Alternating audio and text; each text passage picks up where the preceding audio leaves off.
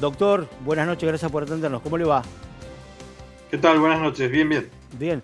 Bueno, doctor, ¿cómo ve el panorama global de lo que es esta vacunación en una instancia ya sobre el invierno, entendiendo que bueno, lo que se busca es el tema de la inmunidad de rebaño o inmunizar a la mayor cantidad de gente? ¿Cómo está viendo el panorama global?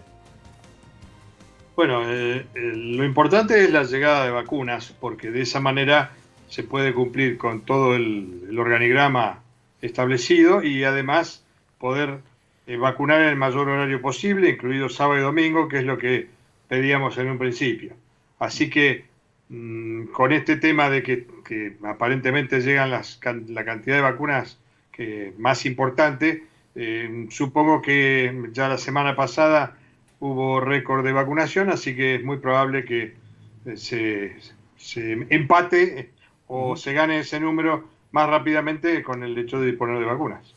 Se habla mucho de la provincia, incluyendo por ahí Bahía Blanca también, de que es muy aceptable el nivel de inscripción en el registro, en donde hay mucha gente predispuesta, al menos lo manifiesta así, a vacunarse.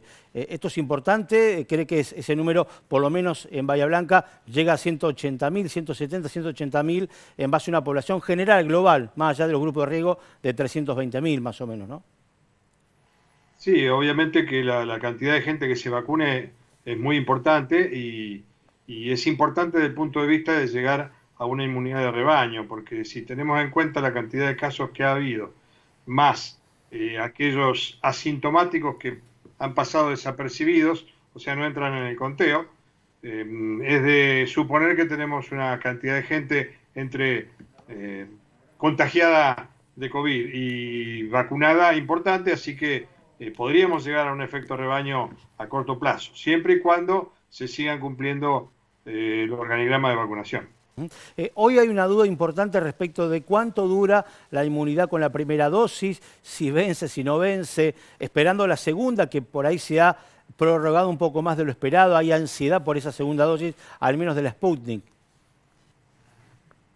Históricamente las vacunas no es que tengan vencimiento, sino que las segundas y en algunos casos terceras dosis son refuerzos que hacen que la inmunidad generada vuelva a un punto alto y de óptimo, digamos. Lo que sucede cuando no se completan las dosis es que esa inmunidad conseguida con la primera dosis empieza a decaer rápidamente, que va a ser diferente de acuerdo al tipo de vacuna y la calidad de la vacuna. Así que es importante que esas segundas dosis se hagan lo más pronto posible dentro de la disponibilidad en sí. Ujú. Allí estaba escuchando que aparentemente la Sputnik 2, la segunda dosis, tendría dificultades para su elaboración en Rusia y por lo tanto se está evaluando la posibilidad de usar la de AstraZeneca como segunda dosis.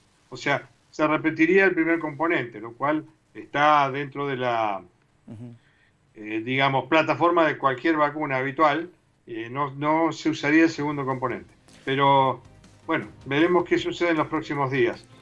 Ahí usted mencionaba un tema importante que por estas horas, entiendo como usted de alguna manera dejaba entrever, se está evaluando con los tiempos obviamente de una pandemia, no hay tanto tiempo para andar probando, pero sí ver si se puede combinar vacunas para las segundas dosis, si es factible combinar diferentes vacunas para inmunizar con una segunda aplicación, ¿no? Esto se está tratando de probar en estos momentos, ¿no? Sí, lo que pasa que por ahora, como informe científico valedero, la única se ha practicado esto es Pfizer con AstraZeneca y dicen que AstraZeneca hizo un contacto, no digamos secreto, sino privado con Rusia para combinar AstraZeneca con la vacuna rusa, justamente por esta posibilidad de combinar, pero más que nada el segundo componente. Pero si Rusia tiene dificultades para producir el segundo componente, tampoco tenemos datos valederos. Ujú. Está. ¿Es posible lograr una inmunidad con este ritmo de vacunación o al menos con la cantidad de gente que está anotada y que teóricamente en algunos meses va a vacunarse, una inmunidad importante que impacte sobre la pandemia? Se habla de que se necesita un 70 a 75% de la población vacunada o inmunizada contra el COVID para frenar esta pandemia. ¿Qué pasa? Con las nuevas variantes